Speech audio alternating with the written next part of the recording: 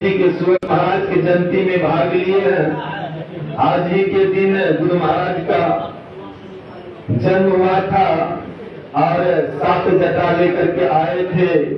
इसलिए आज महान जोगी इस धरती पर अवतार लेकर के अपना कीर्ति इस धरती पर छोड़ करके अपना शरीर छोड़े।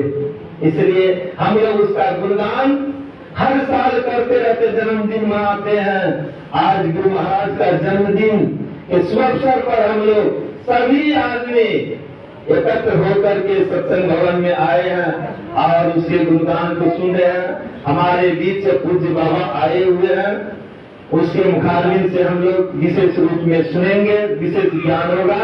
प्रेम से बोलिए श्री सद्गुरु।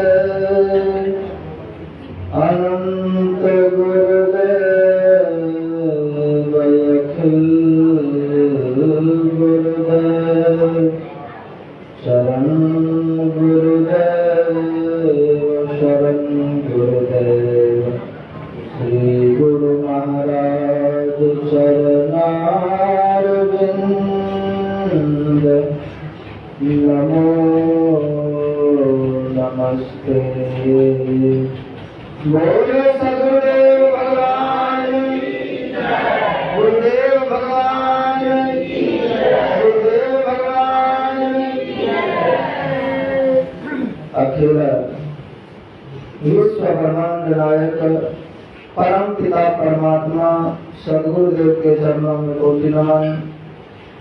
मंचस्थ समासीन मुदमंगल में साधु समाज, उपस्थित धर्म प्रेमी सज्जनों, भक्तिमती माताओं एवं आदरणीय क्षेत्रवासी, आज पूरे विश्व में जहाँ भी गुरु महाराज के शिष्य हैं, बड़े ही हर्षोल्लास के साथ प्रभात फेरी किया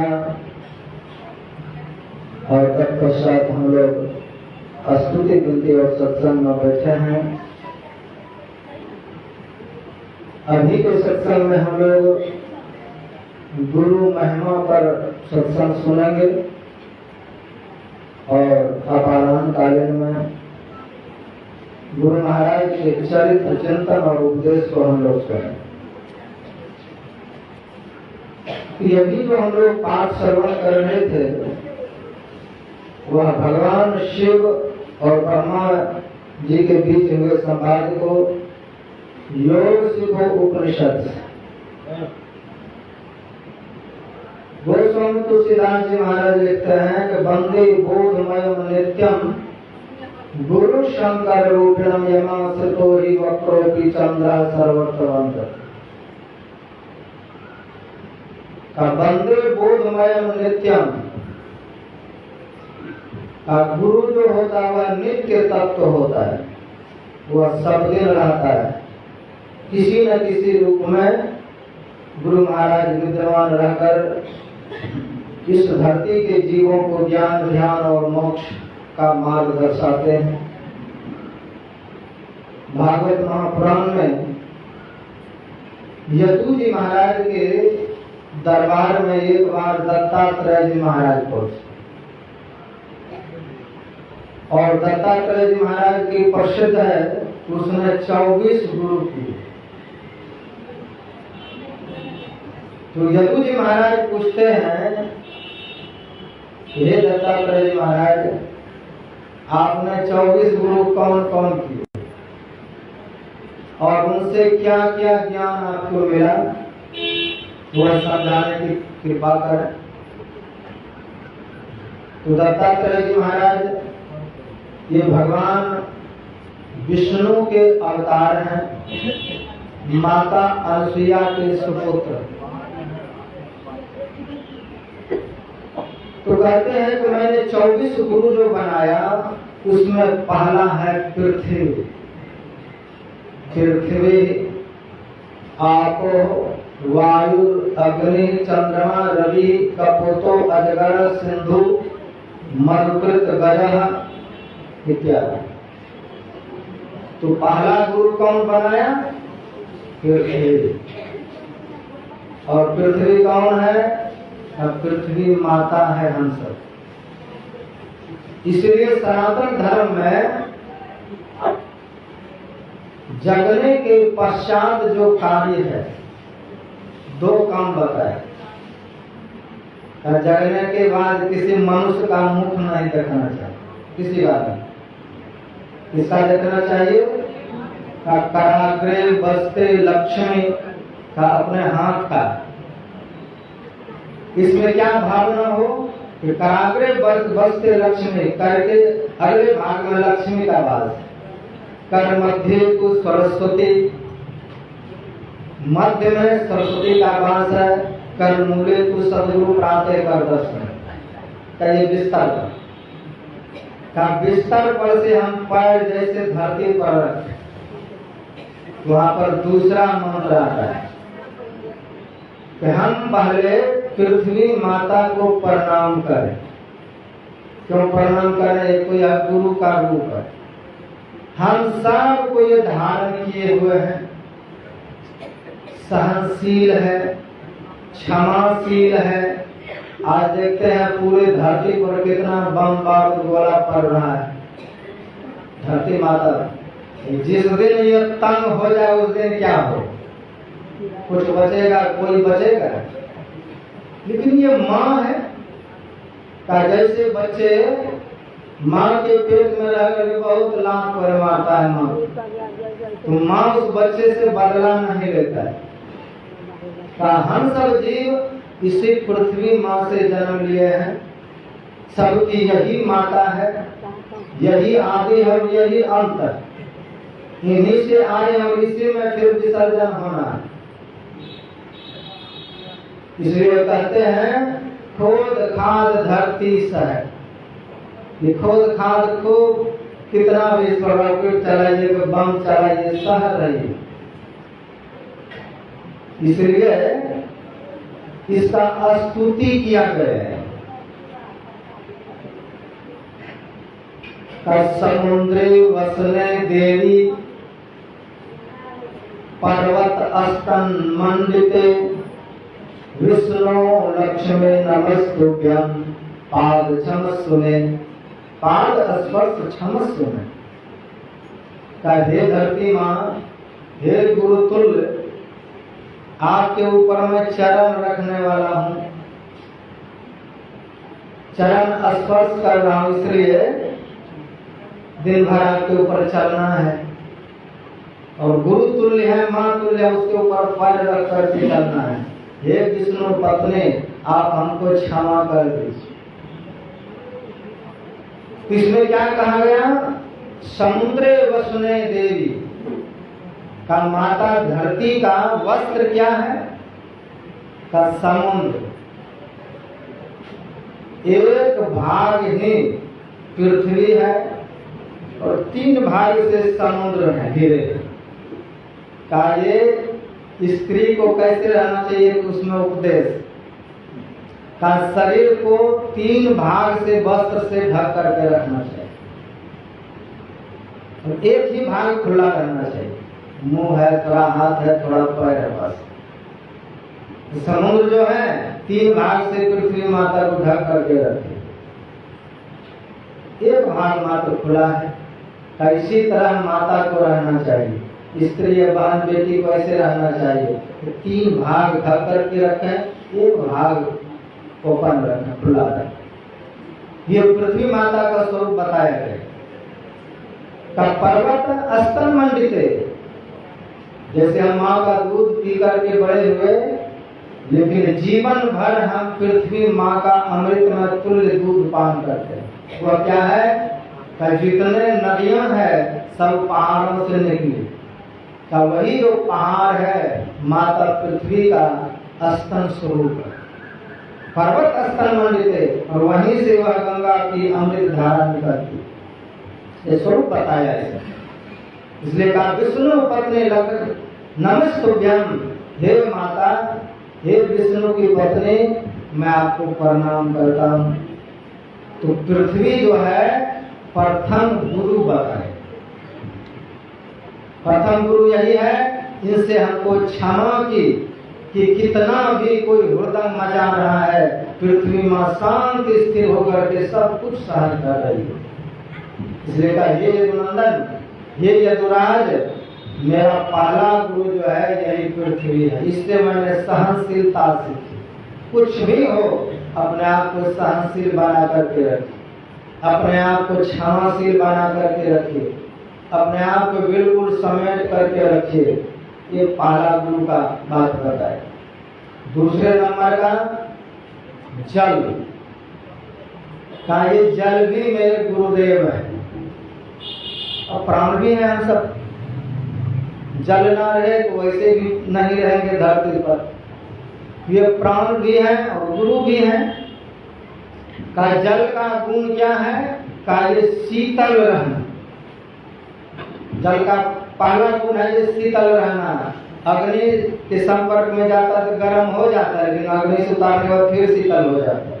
अपने स्वाभाविक मूल रूप में, मूल गुण में आ जाता है। इसलिए कहा कि जल जो है मेरा पहला गुरु है, दूसरे नंबर का गुरु है। और जल का अपना कोई रंग नहीं, अपना कोई आकार नहीं है। जिस बर्तन में रख लें वैसा आकार धारण कर ले, जैसा रंग उसमें डाल दे वैसा रंग में रख जाए। हमारा जीवन बिल्कुल उसी तरह से है का जैसे जल है। जल को जिस बर्तन में रख दीजिए वैसे आकार धारण कर ले। का उसी तरह जीवात्मा 84 लाख तरह के बर्तन हैं, जिस बर्तन में रख दीजिए वैसे बन जाता है। तो परमात्मा के अंश, लेकिन ये देखिए कुत्ता में जाकर कुत्ते की तरह जीने लगता है, बकरी में गया तो बकरी की तरह जीने लगता है, शेर में गया तो शेर की तरह जीता है, मनुष्य में है तो मनुष्य। यानी जिस जीव में जिस योनि का शरीर धारण करता है उसी के अनुरूप यह हो जाता है, अपना स्वरूप बिसरा कर। तो यह शीतल इसका स्वभाव है। का उसी तरह से हम लोगों का भी स्वभाव शीतल होना चाहिए। हमारी वाणी शीतल होना चाहिए, मधुर होना चाहिए, मधुरता इनसे सीखनी चाहिए। तो पृथ्वी, आप, अग्नि का ये अग्नि जो है का अग्नि सब कुछ भक्षण करके भी वह पवित्र है। अग्नि में कुछ भी डाल दीजिए स्वाहा, सब कुछ वो स्वाहा कर देते हैं। का अग्नि के तरह अपने आप में तेज बना करके रखना चाहिए। तो अग्नि भी गुरु है। वायु का यह हवा भी मेरा गुरु। का महाराज हवा से क्या सीखे? का हवा जो है बिल्कुल निर्लिप्त अवस्था सिखाता है। कहीं बगीचा है तो हवा जब वहां से निकलती है तो फूलों की खुशबू को लेकर, लेकिन ज्यादा देर खुशबू को ढोती नहीं। थोड़ा देर जाते जाते खुशबू का भी त्याग कर देता है। दुर्गंध मिला, थोड़ा देर उसका भी रहता है, दोनों से निर्लिप्त होकर के जीता है। संग मिलता है, फूलों का संग मिला, कांटों का संग मिला, दुर्गंध का संग मिला, लेकिन सब को त्यागते हुए वो आगे निकलते जाता है। का उसी तरह से हम सब इस जीवन में का गुण अवगुण, गुणी लोग भी मिलेंगे, अवगुणी लोग भी संसार में मिलेंगे। कहा इन सबके गुण अवगुण को ढोना नहीं है। अवगुण तो नहीं ढोना चाहिए, गुण क्यों नहीं था ढोने के लिए? किसी में बहुत ज्यादा गुण आपको दिख रहा है और उसके गुण का ज्यादा अवलोकन करने लग जाएंगे, उनसे आपको स्नेह हो जाएगा। नहीं होता है तो बहुत अच्छे व्यक्ति तो वहां मोह का बंधन पड़ेगा। किसी अवगुण के बारे में सोचने लगे तो उससे घृणा होगी। तो हम संसार में किसी से मोह और किसी से घृणा करने के लिए पैदा नहीं लिए, ये परमात्मा से प्रेम करने के लिए। अन्य दोष गुण चिंतन मास मुक्त्वा कथा रसमो नितराम पिबत्वम। यह गोकर्ण जी ने अपने पिताजी को कहा, हे पिताजी, अन्य दोष गुण चिंतन मास मुक्त्वा, दूसरों का गुण और दोष दोनों के चिंतन से आप बिल्कुल विरक्त हो जाए और सिर्फ कानों से कथा का पान करते हुए भगवत भक्ति में लीन हो जाए। दूसरे का गुण और गुण नहीं चिंतन करना है, सिर्फ परमात्मा की ओर आगे बढ़ना है। तो कहा हवा भी मेरा गुरु है, क्योंकि इससे मैंने यही सीखा कि दूसरे के गुण और गुण को अपने पास रखता ही नहीं। फूलों की खुशबू मिला, थोड़ा देर में उसको भी छोड़ देता है, बिल्कुल पहले जैसा हो जाता है। तो पृथ्वी, आपो, वायु, अग्नि, चंद्रमा का ये चंद्रमा भी मेरा गुरु है। हमारा चंद्रमा से आपने क्या सीखा? चंद्रमा जो है एक दिन ही पूरा रहता है, 15 दिन कटता है, फिर 15 दिन धीरे धीरे बढ़ता है। का ये चंद्रमा का कला है, चंद्रमा कटता बढ़ता नहीं है। का उसी तरह से हमारा जो ये शरीर है, माँ के उदर में भ्रूण था, धीरे धीरे शिशु हुआ, बड़ा हुआ, कुमार अवस्था हुआ, युवा अवस्था हुआ, जवानी हुआ, फिर वहां से धीरे धीरे बुढ़ापा की ओर सड़कने लगे। जवानी है मध्य पूर्ण चंद्रमा के तरह का। पूर्ण चंद्रमा आप हम किस दिन बने है, किसी को पता है हम किस दिन जवान हुए? आपको जवानी का आभास होते होते तब तक लगता है अरे तो बुढ़ापा आने लगे। किस दिन हम जवान बने, किस दिन बुढ़ापा बने, इसका कोई डेट फिक्स नहीं। का ये शरीर का सिर्फ कला है। ये शरीर भ्रूण बना, ये बालक बना, किशोर बना, जवान बना, अधेड़ बना, बुढ़ापा, और ये मिट गया। कहा ये सिर्फ शरीर की कला है, बढ़ना, जवान होना और मिट जाना। अरे आत्मा के इससे कोई लेना देना नहीं, ये सिर्फ शरीर की कला है। का जैसे चंद्रमा की कला है घटना बढ़ना, का ऐसे शरीर की सिर्फ ये कला है। ये कलाबाजी दिखा करके खत्म हो जाए। आज जो कुछ है ये कला के अंतर्गत है। तो यह आत्मा का इनसे कुछ नहीं बिगड़ता है। जब बचपन थे तो भी आत्मा वैसा ही था, जवान हुए तो आत्मा वैसा, बुढ़ापा आया आत्मा ऐसा, शरीर छूट गया फिर भी आत्मा वैसा का वैसा है। आत्मा का ना कुछ घट रहा है ना बढ़ रहा है, आत्मा जैसा का तैसा है। तो यदु जी महाराज पूछते हैं गुरुदेव आपने इनसे ये सीखा? तो पृथ्वी, आपो, वायु, अग्नि, चंद्रमा, रवि का सूर्य से आपने क्या सीखा? सूर्य को आपने गुरु कैसे बनाया? तो कहते हैं सूर्य जब उदय होता है तब भी वो वैसे लाल, और जब अस्त होता है तब भी लाल ही रहता है। तो उगते हुए सूर्य को आप आंखों से अच्छे तरीका से देख सकते हैं, डूबते हुए सूर्य को भी देख सकते हैं, उसमें कोई तार नहीं रहता। तो कहा जब वो उदय हो रहा था तब भी एक रंग था और अस्त होने लगा तो तब भी एक रंग, उसमें कोई मुख मलिनता नहीं हुई।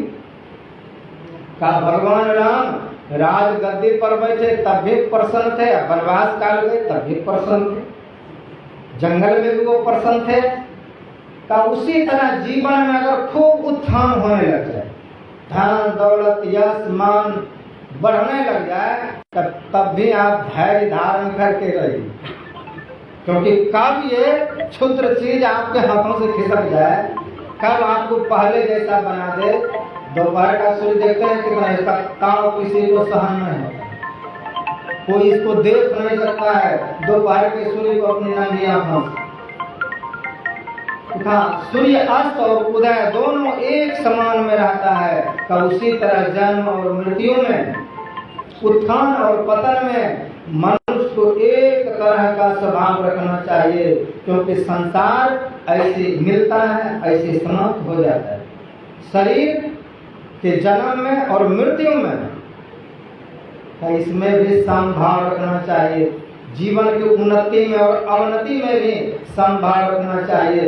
इससे मैंने यही सीखा सूर्य से कि ना तो उगते समय उसमें अहंकार था, ना डूबते समय अहंकार था, दोनों एक समान थे। मैंने ये उगते और डूबते हुए सूर्य से सीखा। कपोतो कहते मैं कबूतर को अपना गुरु बनाए।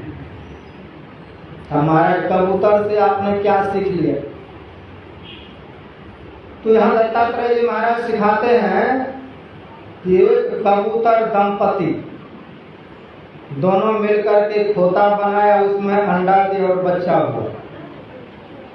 तो कबूतरी जो थी दाना चुगने के लिए बहुत दूर गया हुआ, और तब तक एक बहेलिया आया, उस बच्चे को फंसा करके वृक्ष के नीचे बैठ गया। भूखा था और वहीं पर वो अग्नि जला करके बैठ गया कि बच्चा यहाँ रहेगा तो कबूतरी अवश्य आएगी। सब बच्चे चह चह कर रहे हैं। कबूतरी जब दाना लेकर के घोंसले में आया तो देखा है नहीं बच्चा, तो नीचे देखा कि आग जल रही, वहां मेरा बच्चा चह चह कर रहा है, वो छोड़ने वाला नहीं है, भूखा है शिकारी, इसलिए बच्चे के जान बच जाए वो छोड़ दे, इसलिए वह कबूतर सीधे जाकर के जलती हुई अग्नि में प्रवेश करे। ये खा करके अपना क्षुधा मिटा लेंगे, बच्चे को छोड़ देंगे। बच्चे को छोड़ने वाला है नहीं, छोड़ेगा। कबूतर आया, उसने भी देखा कि मेरी धर्म पत्नी को धर्म की मार्ग पर अनुसरण किया, वह भी जलते हुए में कूद करके जान दे। अंत में बच्चा को भी पकड़ के ले गए। तो यहाँ पर दत्तात्रेय जी महाराज कहते हैं कि हे यदुराज, संसार के मोह के ग्रस्त जो जीव हैं, गृहासक्त जो जीव हैं, अपने संतान के लिए माता पिता इतना ही कुर्बानी देते हैं, फिर भी वो बच्चा अपने माता पिता की सेवा नहीं कर पाता। उनसे मैंने यही सीखा कि हमको कबूतर और कबूतरी की तरह प्राण नहीं गंवाना है, आत्म कल्याण करना है। बच्चे जब योग्य हो जाए उसको अपने कर्म में लगने दीजिए, आप अपने धर्म में लग जाइए, आप अपने आत्म उन्नति के कल्याण में लग जाइए, उन्हीं के पीछे खुद बर्बाद मत हो, तो वो अपना दुनिया में जाएगा, उसकी अपना दुनिया बसेगी तो आपकी दुनिया छोड़ेगी हर हालत में। तो हमारे जो संतान है, उस संतान को अपनी दुनिया में जीने दीजिए, आप अपनी दुनिया की ओर लौटिए, अपने वापस हो जाइए, उसको संवार दिए, संवर गया, वो जी रहा है, अपना जीने दीजिए, अपने अब मोक्ष की गति पर चलिए। उस कबूतर कबूतरी के तरह मोहासक्त होकर के मत मरिए, यह मैंने उस कबूतर से सीखा। तो पृथ्वी आतो वायु अग्नि चंद्रमा रवि कपोतो अजगर का अजगर से मैंने ये सीखा कि अजगर कहीं भी रहता है और कहीं भी रहते हुए आराम से परमात्मा उसको भोजन दे देता है। इसलिए कहा अजगर करे न चाकरी, पंछी करे न काम, कह गए मुल्का दास जी सबके दाता है। कहा जो परमार्थ में प्रवृत्त है, धर्म के मार्ग पर जो लगा हुआ है, जहां कहीं भी चला जाएगा उसका निर्वाह आराम से हो जाए। परमात्मा के मार्ग पर जो लगे हुए अजगर की तरह कहीं भी बैठा रहेगा, ध्यान करेगा तो उसको वहीं पर भोजन पहुंच जाए। उसके लिए चिंता नहीं करना है। अगर परमात्मा का भजन कोई कर रहा है तो उसके लिए कोई चिंता नहीं है। अजगर का ज्यादा भोजन होता है फिर भी भगवान उसको वहां तक पहुंचा देता है। अजगर करने चाकरी, कोई काम नहीं करता है, बैठे बैठे खा लेता है। ठीक उसी तरह हम जहाँ जाते हैं अनासक्त होकर के रहते हैं, भजन करते हैं, घूमते रहते हैं संसार में, और जहाँ ध्यान भजन करने बैठ जाते हैं वहीं सब कुछ आ जाता है। ऐसे परमात्मा पर संपूर्ण भरोसा और विश्वास रख करके भजन करना चाहिए। अजगर से मैंने ये सीखा। अजगरा पतिंगा, कपतिंगा, कपतिंगा से क्या सीखा? कपतिंगा से मैंने ये सीखा कि जब हम लोग दीपक जलाते हैं तो दीपक की लौ से पतिंगा को बहुत प्रेम होता है। उड़ने वाला पतिंगा, आकाश में भ्रमण करने वाला पतिंगा उस दीपक जलते हुए दीपक को देख कर उस पर छलांग लगाता है और ये अपना पंख जला लेता है, और वहीं आसपास वो गिर जाता है पंख विहीन होकर के। और पंख विहीन जब होता है तो छोटे छोटे चींटियां उसको खींच कर अपने मांग की ओर लेकर के चला जाता है। कहा योगियों को, भजन करने वालों को दूषित चित्त बिल्कुल नहीं रखना चाहिए, नहीं तो पतिंगे की तरह हालत होगी। आकाश में उड़ने वाला योगी भी अगर अपना दूषित चित्त कर ले तो कहीं पतिंगा से सीखना चाहिए। जो आकाश में उड़ रहा था, एक विषय को भोगा और पंख विहीन हो गया, तो एक चींटी उसको खींच के मांग में लेके चला। इसलिए आपका जो शक्ति है, आपका जो भक्ति है, आपके पास जो कुछ भी अर्जित किए हैं वो विषयों के भोग से सब नष्ट हो जाता है। इसलिए उसको नष्ट मत होने दीजिए। पतिंगे की तरह अपने आप को पतन मत कीजिए, नहीं तो ऊपर उठे फिर नीचे गिरे। हम लोग साधना में तरक्की क्यों नहीं कर पाते? तो रोज साधन भजन करते हैं, रोज कुछ ना कुछ दोष युक्त कर्म हो जाता है, रोज कहीं न कहीं झूठ बोला जाता है। एक झूठ से धर्मराज युधिष्ठिर का रथ नीचे आ गया, नहीं आया था। हम लोग रोज ध्यान करते हैं, दृष्टि रथ चढ़ी सुरति धावे, रोज ध्यान में ऊपर उठते हैं, रोज देखते हैं अंधकार के अंधकार पड़े, वहीं के वहीं पड़े हैं। रोज हम अगर कोई विकार अगर धारण करते हैं तो हमारे दृष्टि रूपी रथ को ऊपर उड़ने नहीं देगा, ये खींच लेगा, पुनः धरती पर आ जाएगा। जैसे धर्मराज युधिष्ठिर का रथ धरती पर चलने लगा एक झूठ बोलने से, तो हम लोग अगर झूठ बोलेंगे तो हमारा भी दृष्टि रूपी रथ जो है आकाश मार्ग में नहीं उड़ेगा। इसलिए संत चरणदास जी महाराज कहते हैं कि झूठ कहने को पातक भारी, जौ जप करे सो दै उजाड़, सब उजड़ जाएगा आपका साधन भजन। इसलिए साधन भजन करने के लिए बिल्कुल सदाचार का पालन बिल्कुल जरूरी है। गुरु महाराज कहते थे संसार का सब कुछ प्राप्त करने के लिए आप कैसे भी कर लीजिए, हो जाएगा, पाप खूब कीजिए धन भी बढ़ जाए, जिसमें कमी नहीं है। लेकिन परमार्थ में आप पाप करते हुए, एक भी पाप करते हुए आगे नहीं बढ़ सकते हैं। इसलिए कहा कि मैंने उस पतिंगा को अपना गुरु बनाया कि पतिंगा के तरह विषयों की लौ शिखा पर जन्मन हो सी पतंग, उस पर हमको जल के नहीं मरना चाहिए। अगर जल मरे तो आपकी उड़ने की शक्ति खत्म हो जाएगी। तो मधुकृत का मधु जो है का मधुमक्खी को भी मैंने गुरु बनाया। का मधुमक्खी से क्या सीखा? का मधुमक्खी देखते हैं कितना दूर दूर तक उड़ करके एक एक बूंद फूल का पराग चूस चूस करके छाता में जमा करता है, और जब जमा हो जाता है तब क्या होता है? मधु निकालने वाला आता है, धुआं दिखाता है, पूरा छाता काट करके बच्चा उसको मार पीट के लेके चला जाता है। इस संसार में हम एक एक धन कमा कमा करके सिर्फ जमा ही कर रहे हैं। इस संसार में उसको धर्म के कार्य में नहीं लगा रहे हैं, उसको ठीक से भोग भी नहीं रहे हैं। तो क्या होगा? एक दिन यमराज आएगा, वो तो मधु निकालने वाला मधु निकाल लेता है, लेकिन यमराज क्या करेगा? धुआं ऐसा भ्रम का दिखाएगा कि आपका सब धन संपत्ति परिवार यही रहेगा, आपको ही उड़ा के लेके चलेगा, यही सब चीज रह जाए। तो कहा ये काम है का मधु से मैंने ये सीखा कि संसार में सिर्फ हमको अर्जित ही करके नहीं रहना है, उनसे हमको धर्म भी कमाना है, उनसे हमको यश भी कमाना है, उनसे हमको पार भी ले जाना है। दो महात्मा में लड़ाई हो गया था, किस बात के लेकर? कहा त्याग में सुख है, एक ने कहा नहीं संग्रह में सुख है। तो दोनों जा रहे थे नदी किनारे, का उस पार जाना है। अब एक के पास पैसा नहीं, कहा वो तो त्याग में सुख।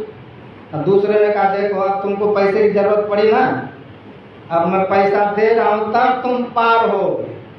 तो पार जब हो गए तो फिर विवाद चालू किया। कहा नहीं त्याग में ही सुख है, कहा नहीं संग्रह में सुख है।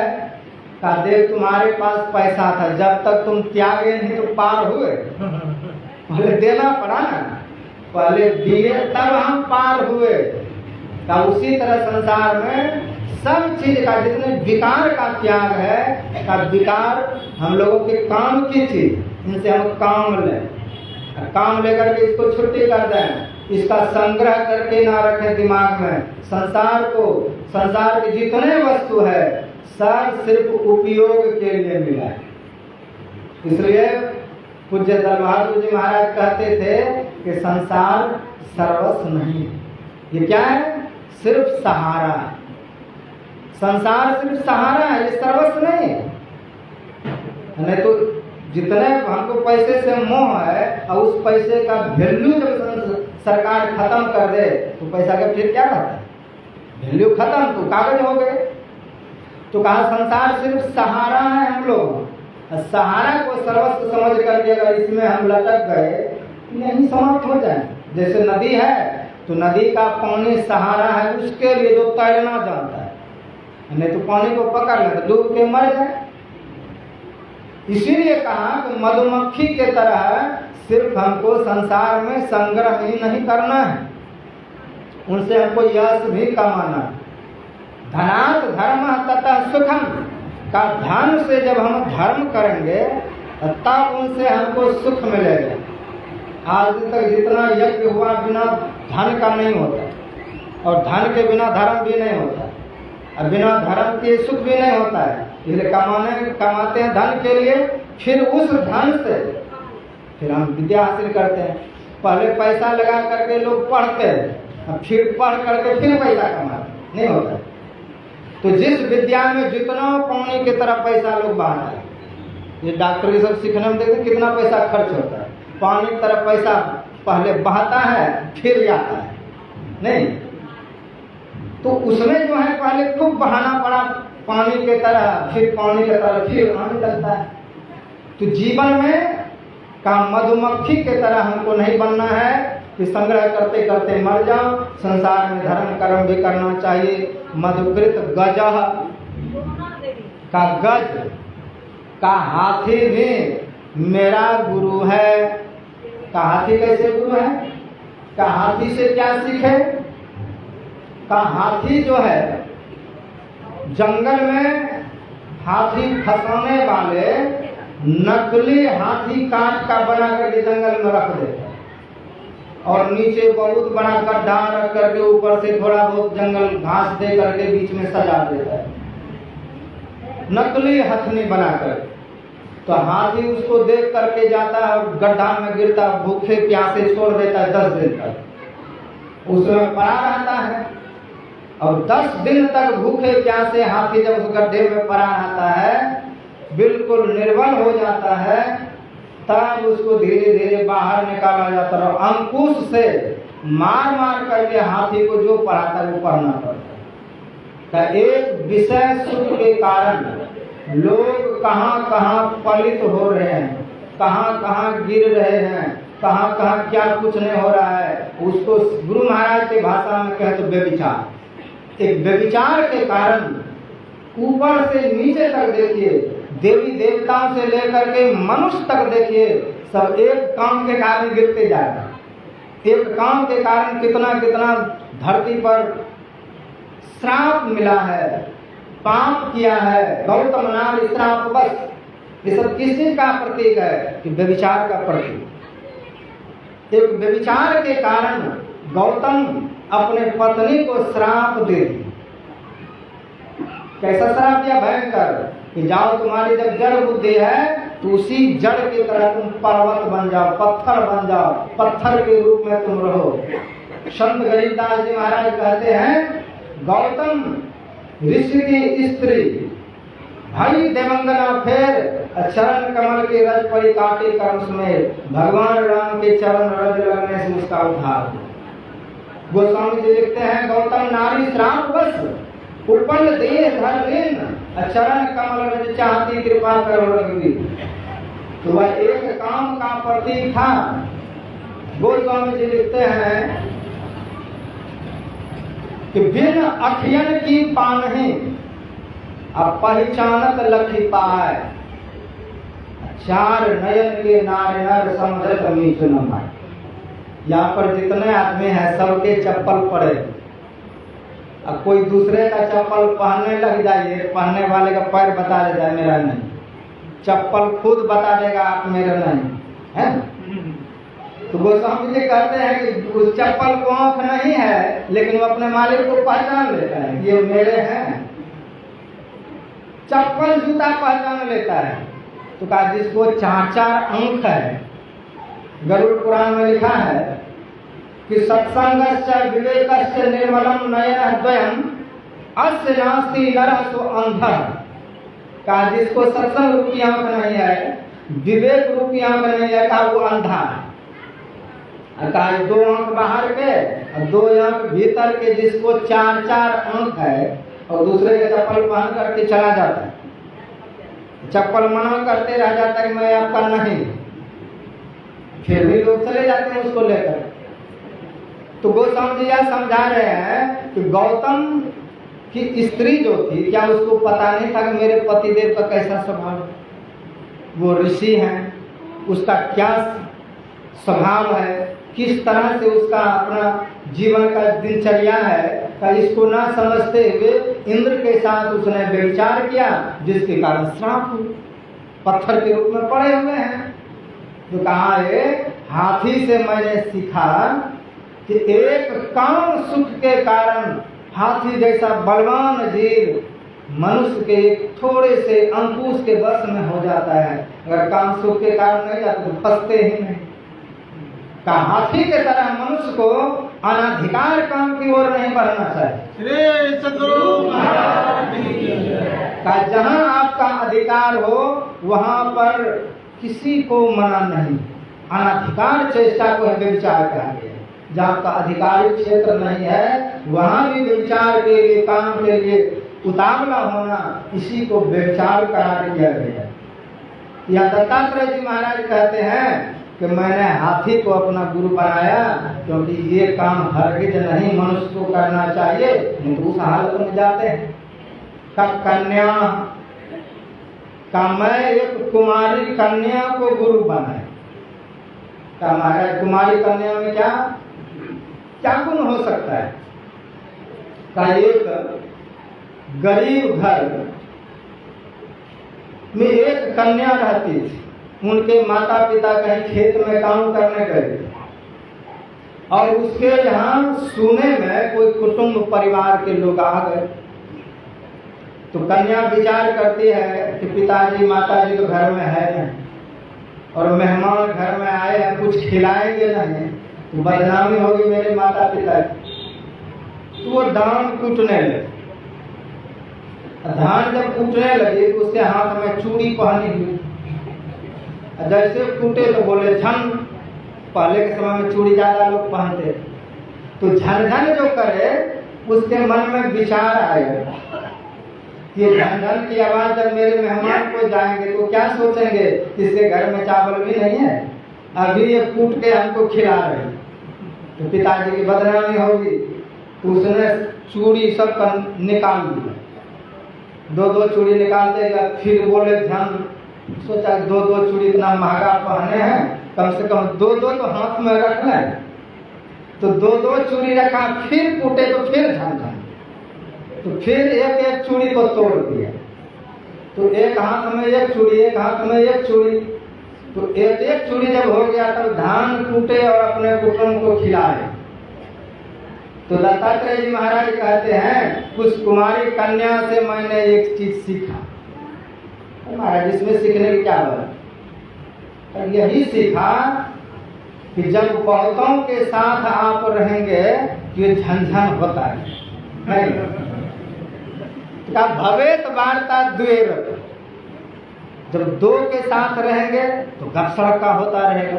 एक एक चरित तस्मात् कुमारी आयु का जो साधक है मौन धारण करके जप में चिंतन में लगे रहना चाहिए। अनेक लोगों के साथ में बसेंगे तो लड़ाई झगड़ा बात विवाद होता रहेगा, दो के संग में रहेंगे तो गप सड़का होता रहेगा। एक चूड़ी जैसे हाथ में नहीं बोलती किसी से, एक एक चरित तस्मात् कुमारिया कंगन है का जैसे कुमारी के हाथ में एक कंगन एक चूड़ी, वो कुछ भी झंझन नहीं करता है। एक एक चरित तस्मात् का एक उसी चूड़ी के तरह रहना चाहिए साधक को, और ऐसे भजन करना चाहिए। इसलिए मैं अकेला नहीं चलता हूँ, इसलिए मेरे लिए वो कन्या भी एक गुरु का काम किया, इसलिए मैंने कन्या को गुरु बनाया। कन्या भी मेरे गुरु है।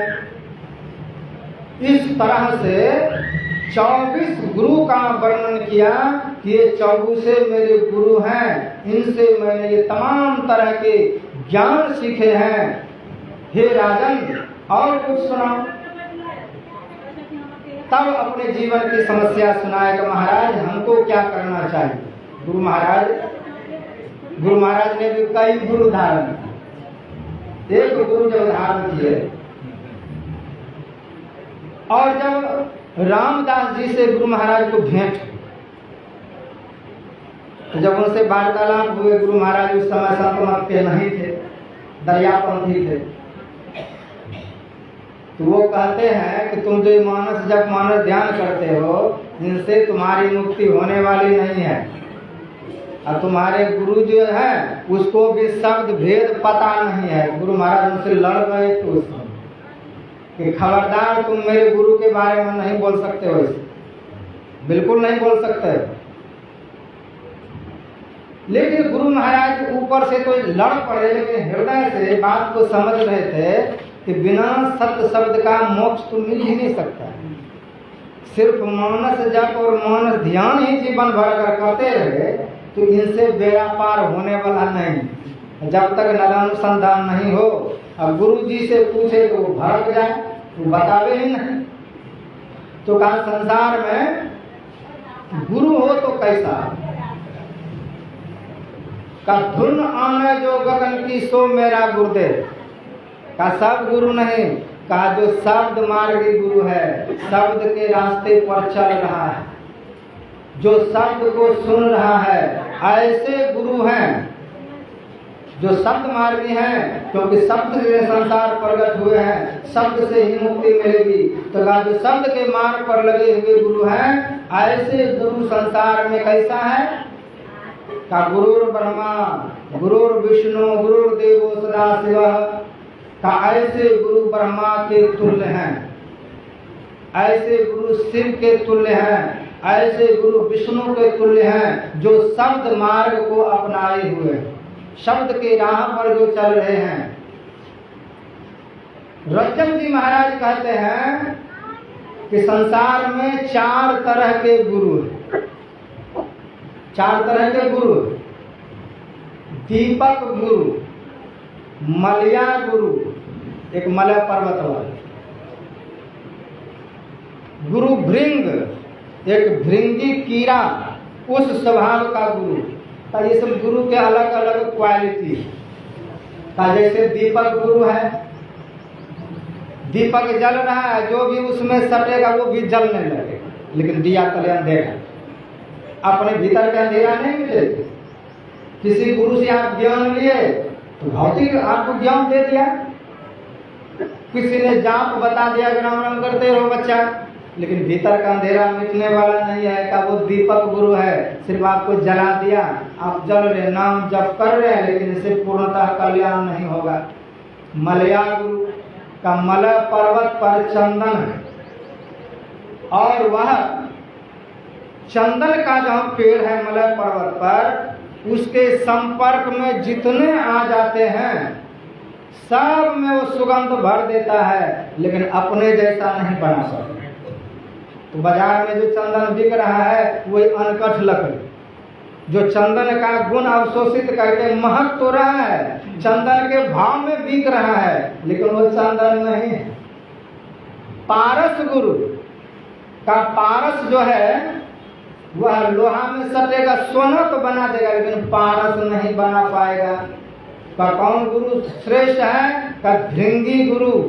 भृंगी गुरु जो होता है का साधारण कोई उसके पास कीड़ा आ जाए, उसको पकड़ करके उसमें बंद कर देगा, और शब्द इतना उसको भिनभिनाता है और ऊपर से मिट्टी दे के बंद कर देता है।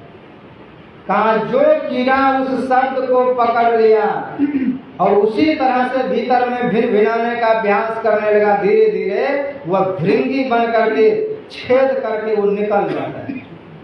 और जो नहीं भिनभिना पाए, जो गुरु के दिए हुए मंत्र को नहीं सुन पाए, ना जप कर पाए, ना उस राह पर चल पाए, वो पिल्लू का पिल्लू ही रह जाता है। कहीं अब भृंगी का खोता मिले तो उसका फोड़ करके देखिएगा, कहीं तो उसमें निकल गया छेद करके, ऊपर से छेद दिखता है और वह निकल जाता है, और कहीं देखिएगा पिल्लू उसमें सूख गया है, कुछ भी नहीं बन पाया। का हजारों ने दीक्षा लिए हैं, कहा जो शब्द साधना करेगा वो गुरु के तुल्य हो जाएगा, और जो कुछ भी नहीं कर पाएगा तो कुछ से कुछ बन करके संसार में पुनर्जन्म के कारण बनेंगे। इसलिए शब्द भेदी गुरु के शरण में है तो शब्द साधना कीजिए। गुरु महाराज को बाबा देवी साहब ने नादानुसंधान दे दिया था, कहा ये जानकारी के लिए सिर्फ दे दिया, क्या पता कुछ हो जाए, तो जानकारी के लिए दे दिया हम, लेकिन पहले 10 वर्ष तक खूब अनुसंधान, खूब दृष्टि योग करो, जब इसमें पारंगत हो जाओगे तब यह करना। तो यह जानना भी कम से कम जरूरी है, साधक को शब्द योग क्या होता है, शब्द साधना क्या होता है, क्योंकि संत मत का यही श्रेष्ठ साधन है। जब आप इधर ही नहीं करेंगे तो उधर कैसे पहुँचे। श्री सद्गुरु महाराज की जय। तो समय भी हो गया है, इसलिए वाणी को यहीं पर विराम। अब हम लोग अपराह्न काल सत्संग को बड़े गुरु महाराज के दिव्य चरित्रों से हम लोग श्रवण करेंगे। बोले सतगुरुदेव भगवान की।